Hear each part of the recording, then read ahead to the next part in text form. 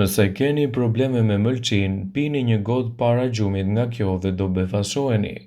Kjo është një nga pjetë që bën mrekulli sepse pastron mëlçin dhe ju bën të humbisni në peshë pa shumë përpjekje, citoni WebMed.